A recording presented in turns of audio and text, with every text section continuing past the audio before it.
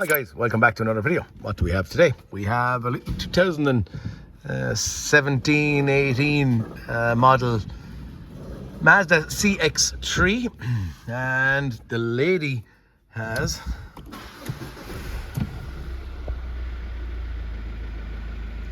running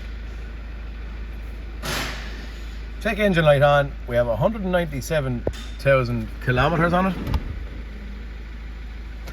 Faults we're getting from our powertrain control module. We're using the Tink car here today rather than my Autel. I'm going to actually start trying to teach myself to grab that more than the Autel. Why? It's kind of here and it's not being used enough, if the truth be told. And everyone then, because I use the Autel a lot and watching me using the Autel around the workshop, grab the Autel, and every time I go to get the Autel, it's gone because someone else has either seen me using it and able to use it thereafter. Faults we have, anyway, sitting in there we have P0471 14 volt power module system. We have a P0471 exhaust pressure sensor A, circuit range or performance, and then we have a P1336 crankshaft camshaft sensor range or performance, and then a repeat of the P0471. What are we going after today? I have tested the battery in this thing, so this is a little bit, I wouldn't say behind schedule, but I done my assessment on it a day or two ago. I've gotten authorization on the repair, and I'll tell you what we were doing. So the customer or the owner has authorized anyway a new battery. I've done a test on the battery. It needs battery. We're going to put a new battery in it. It's the original battery, okay? And they failed about 2017, you know, 10 years, 8 years old. So we're changing the battery. Exhaust pressure sensor A. Exhaust pressure sensor A, I'll show you where that is, and actually you might bring the scan tool with me.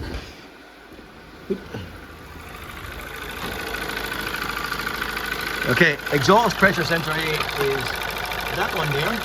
Someone has been in here. The sensor is actually loose, and the bracket for holding the exhaust temperature sensor wire in harness is loose as well. But anyway, that's what that P0471 fault code is about. And then that P1336, we would normally encounter or see that fault if we've fitted a new timing chain on a Mazda. Okay, this is the 1.5 diesel, by the way. But the owner doesn't know anything about a timing chain being done. Now, he was in here, he said one day, doing injector washers, and he did break that little grommet from kind of a PCV valve on this. He did break that, but yeah, he said he didn't know anything about a timing chain. What we're going to do, because we don't know any evidence whether the timing chain was renewed, not any of that cracking, he only has it a couple of months himself. We're going to do a timing chain relearn on it.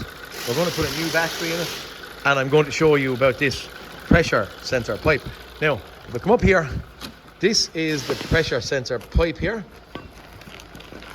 I actually had it open to show the actual owner. Probably not the best place to do that on top of the battery. That is the pipe. That's a renewed version of the pipe, because the other one has just a U going around in a circle, where this one has that kind of a box, manifold, whatever we want to call it, sitting on it. Part numbers for this, for the 1.5, that's the part number for the pipe. There's a revised gasket that sits in there. Dirty from my hands, apologies.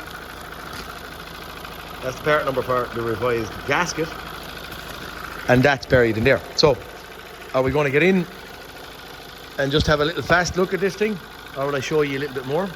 So I'm going to show you why I'm changing that pipe, why I'm condemning it. This vehicle is coming from another garage also. So read data stream, search. Okay, pressure. Remember, look, I didn't expect quite so many. Exhaust pressure sensor bank 1, that's the one I want. Okay, so we should have 105 kPa in here, which we have. So exhaust pressure sensor bank 1, when I snap the throttle, boom, that should change.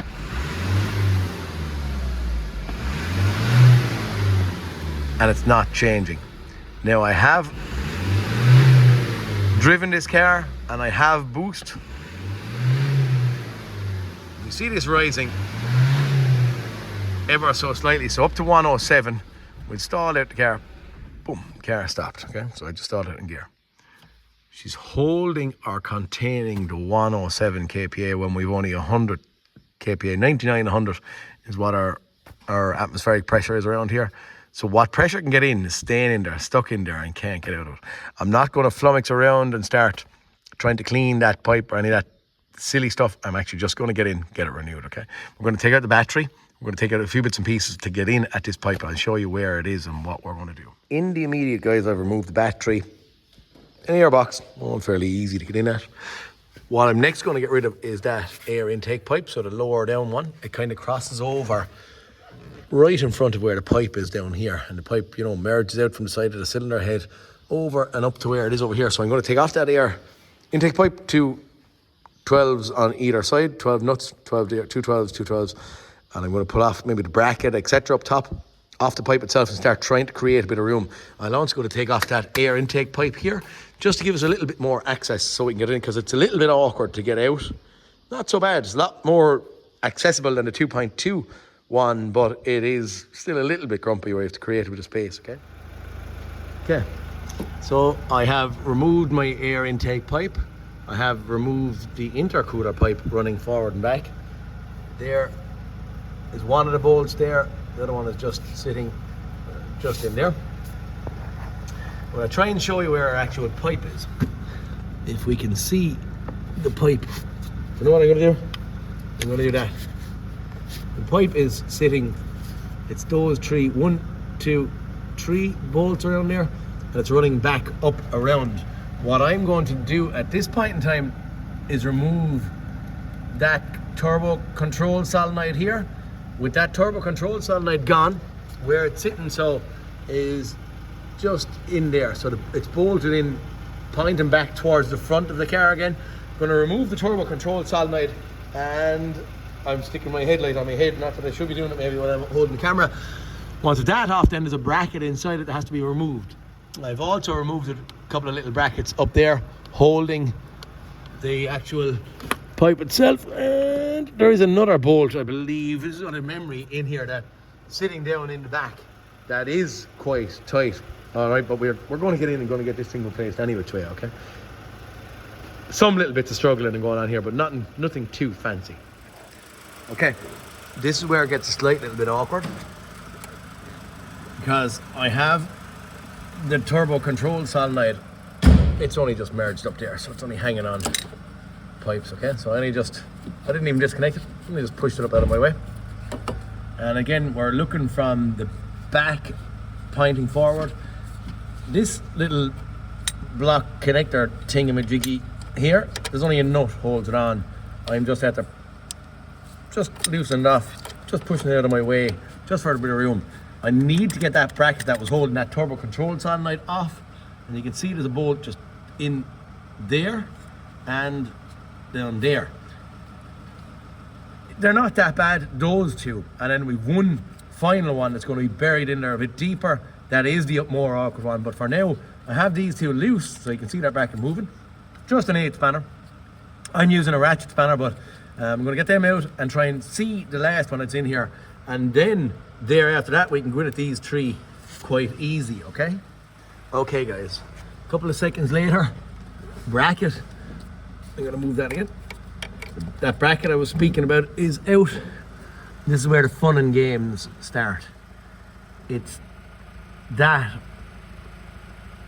bolt in there, okay? So that is quite deep in there, and it's a little bit awkward because there's a pinch point between that pipe and that bit of the cylinder head, so in there can be awkward to get in at. So you really must use a little bit of brute force to get this thing out, a little bit of twiggling, twoggling, whatever you need to do. There's no real answer to it right now, it's just a bit of trial and error, okay? I'm going to get it out now, have the pressure sensor taken off, we'll get off them three bolts down here and we'll get this thing out. It's a little bit tight to get out, but the nut is the problem, or the bolt, sorry, is the problem, and then we can take it out. just by fidgeting at it, okay? Okay guys, we have our little bolt removed. I've also removed the 3 bolts sitting in there, which are very, very easy. And at that stage, we shouldn't be too... We're not actually. It came out as easy as that. So, that is as handy as it is to get out that. If I blow on that now, or even put a mitty vac on it, that's going to be blocked solid. And where the problem arises is just there, okay? So the revised, where's our new pipe? The revised pipe kind of looks, you know, somewhat like that. So there's a change in it, just around this area here. So rather than the bend being able to get blocked, they created, as I said, this manifold, which in theory gives it, elongates the life of it. But other than that, it's just the exact same pipe, just a different shape. Time to start the reverse roll. To take out that bolt that was awkward there, I don't know if it's a good tip or anything, I used a magnet. So there's the bolt. And it was really loose, and I didn't loosen off these 3 first, just to get that bolt, and I was spinning it with my magnet, and it worked a treat, and then the bolt came on the end of the magnet. So time to start trying to reinstate this yoke. Screwdriver, I think I'm going to try and press on the head of the bolt, and then try and rotate it back in again somehow, but they are a little bit off. New pipe in situ, guys, and now the fight for that one bolt is going to start happening. I am not going to try and do that on camera. Life is just too short for that. I'm going to try and get it in somehow, and I'll let you know how I go, okay? Voila, guys, this thing is in. See if I can show you. Blue. That's her. Okay. So the 3 bolts have to be tightened down here yet, but that one is in and squeezed, so you can see her right. Where did my finger go? Right there. What did I do? What I done was I just got that little ratchet spanner, set it up the right way. I put the bolt in the top of it. I sent it in and I sat it into the hole. And then when it was in the hole, I got my second hand, and I just used, if we can show this, I just used a screwdriver to press up against the back of it, hold it into the hole, and then, so the screwdriver was the resistance to stop the bolt rotating in my spanner. And I can remember doing this before, and in my head that was kind of floating there, but I just couldn't put it into a context. But it's in, quite straightforward, quite simple, quite easy. Tighten these 3 bolts, start our reassembly process, and put the top back together right. Let's go. Our turbo control solenoid bolted back on. 2 bolts. The 2 bolts in the bracket, so there's one down there, and one is buried up and in behind that control solenoid somewhere. And I also put in the little bolt. There's a little thing on the top of my finger there. So the little nut is back on that. Time for intercooler pipes and breather pipes, and then we'll move up and in here on the top. Reassemble it up there. Bada bing, bada boom, bada bee. What does that mean? That basically means that, okay, we have our air intake pipe from our airbox connected on. We have the intercooler pipe that was sitting down there, the easy stuff, squeezed back up again. We have the airbox sitting in place, and the battery tray sitting in place. I don't have the battery yet. I've ordered it there to have it for the morning, and I'm stopping at this point in time. So right now our pipe is in, our pipe is fitted, all our little temperature bracket is back on and tight. It wasn't being held correctly at the start. It's now held correctly, as it should be. I like everything to be fitted as it was in the factory. So if there's a clip broken, fix the clip. If there's a bolt not in there, put in the bolt. Have it as good as you can humanly possibly get it. And that's what I'd be chasing after. If it's as right as I can get it, well, it's my best attempt at making a car as good as it can be, or as original as possible. So we're bolted back together, everything in, everything tight, waiting on a battery. Tomorrow morning I'll show ye live data, to do with that pressure sensor bank 1, show it changing. And we'll do a timing chain relearn. And also, before we go any further, I am, after telling the customer that I don't know if this timing chain relearn is going to resolve anything, but it's our first port of call on the potential issue he has on the timing chain related ailment. So for now, get rid of the pressure sensor fault, get rid of our battery related fault, voltage fault, and then get rid of the hopefully P1336 by doing a timing chain relearn. And if it comes back, customer is aware and knows that this is his problem, not my problem. I'm only giving this as a first port of call to see if the relearn aids the problem potentially that's in there. Sounds good. Doesn't seem to be any issue with it. So hopefully someone has worked on it at some stage, and this is only a it could even be triggered by a flat battery. You don't know. Cars act kind of silly and stupid nowadays. Okay, get a battery in tomorrow and we'll touch base then again. Okay guys, it's a new day, a new morning, whatever we're going to call it. The new battery has arrived. I've reinstated it in the car. I haven't started the car as of yet. What I'm actually going to do, I suppose, in the immediate, we're just going to have a look at our fault codes, and I'm going to show you that okay, I was having a look just on data reset, just in case I didn't, or I was hitting something weird that I, could do something on the Think car that might do the camshaft, crankshaft relearn in initializations and stuff, but I don't think I have any of that correct. I'm a nosy. Sorry, there's noise going on in the background. Out of that. Okay, fault codes still in there. Battery voltage, exhaust pressure. I'm going to enter that. Just going to look at our exhaust pressure at this stage and show you that it is actually, or at least it should be changing at this point.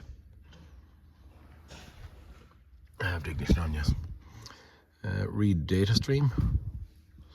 Okay, it brings me to the home page like that. Look at this. This is really interesting for me because I was in this before. Just press OK. Bada bing, bada boom, bada bing. We're straight into exhaust pressure. So I don't need to search, or there is no need to search. We're going to start this car. Okay, car up and running. To show again. You can see it in there. Okay,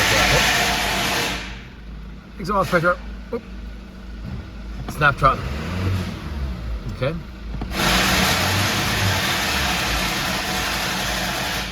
So we put it to graph.